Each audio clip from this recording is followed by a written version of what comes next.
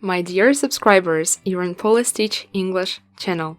Here I show DIYs on how to create wonderful household items from fabric scraps.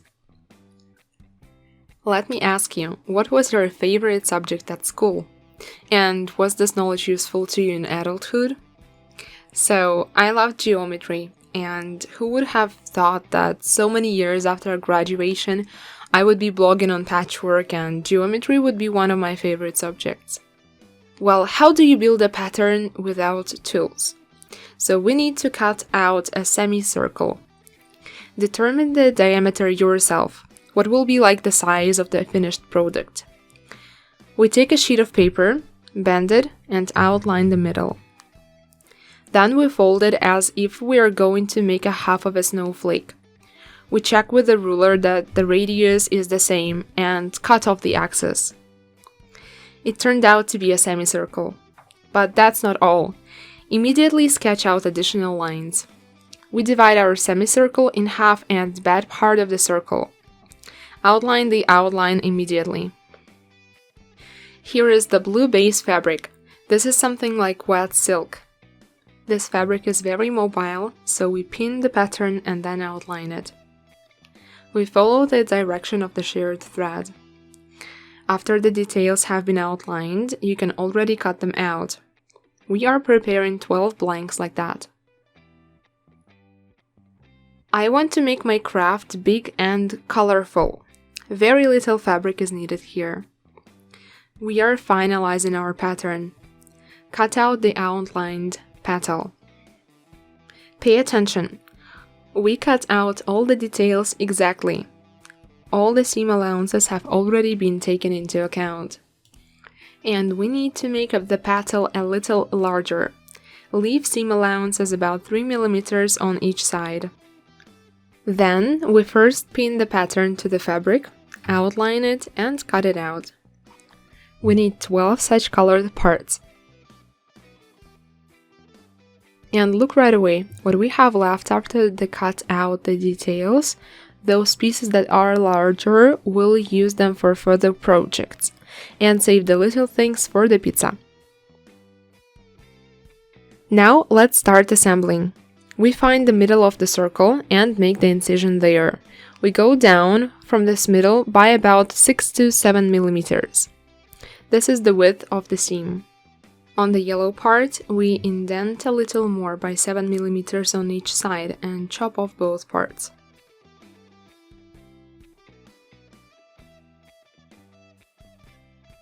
But it's best not to be lazy and to sew the parts by hand. It will turn out more accurate. Most importantly, remember that the seam must begin and end 5 mm before reaching the end of the part. If fabrics allow, then you can sew without basting. For convenience and accuracy, you can draw the start and end points at the seams.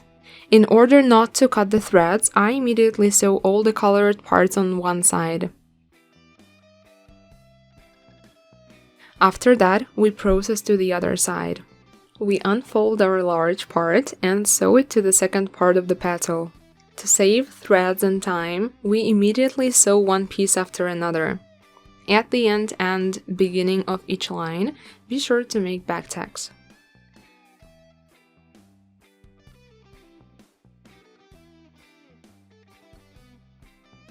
Now, all that remains is to sew up the open edge, but we do not sew it to the end. We'll leave a hole for turning it inside out. These are the details we got. There are 12 of them. Preparing for further work. We make notches along the edge of the petals and then we cut out the corners. I will fill with hollow fiber. We carefully straighten all the seams. We fit it plump, but not very tight. And then we take a needle and thread and sew up the remaining hole. We fix the thread, then we take it deep into the part, pull it a little and cut it off. That's it! The end of the thread is safely hidden. This is how we prepare all the 12 parts. It remains only to connect them together. We will sew 4 parts together with the upper corners. You should get a ring. Everything is fixed around with the circumference, and the inner parts are free. We got 3 such rings. And now let's start assembling. By the way, did you know that a ball is classified as an educational toy? Designed for training according to the method of Maria Montessori.